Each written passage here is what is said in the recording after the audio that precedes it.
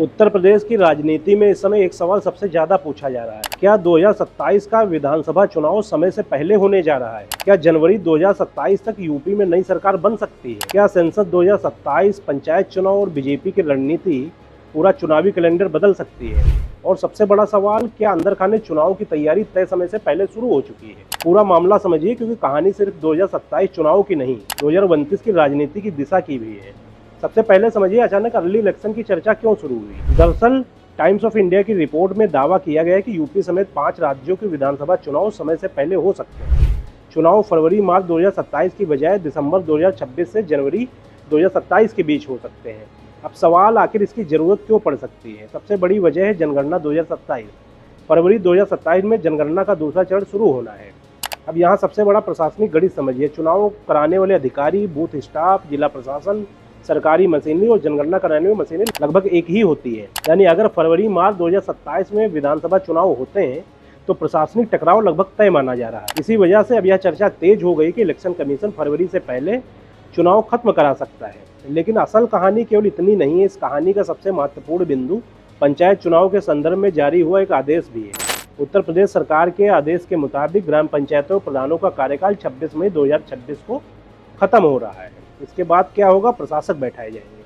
लेकिन सबसे अहम बिंदु क्या है? प्रशासक अधिकतम 6 महीने तक ही रह सकते हैं। यानी नवंबर 2026 तक पंचायत चुनाव कराना या नई पंचायत व्यवस्था बनाना जरूरी हो जाएगा।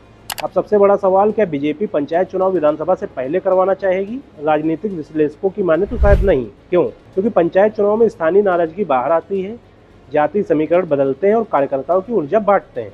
पंचायत चुनाव एंटी इनकम्बेंसी बढ़ा सकते हैं और कई बार सत्ता के खिलाफ माहौल भी बना देते हैं। यानी पंचायत चुनाव का असर सीधे विधानसभा चुनाव पर पड़ सकता है।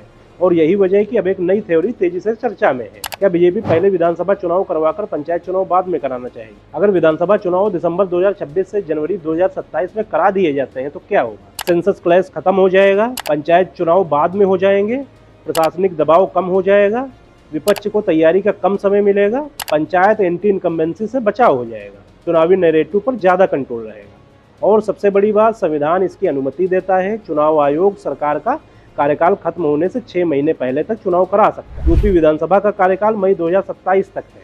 यानी जनवरी 2027 तक चुनाव पूरी तरह संवैधानिक रूप से संभव है।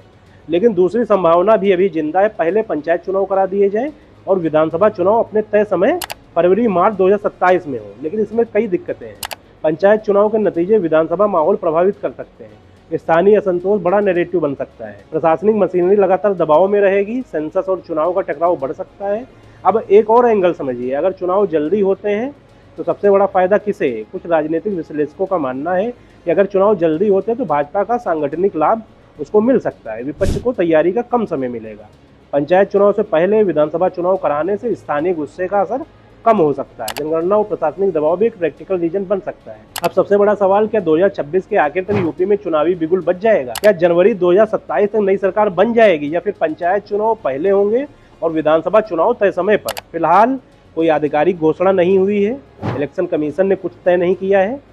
लेकिन ब्यूरोक्रेसी, मीडिया रिपोर्ट्स, राजनीतिक दल और चुनावी रणनीतिकार सभी इस संभावना पर गंभीर चर्चा कर रहे हैं कि यूपी में समय से पहले विधानसभा चुनाव की संभावना को अब हल्के में नहीं लिया जा सकता।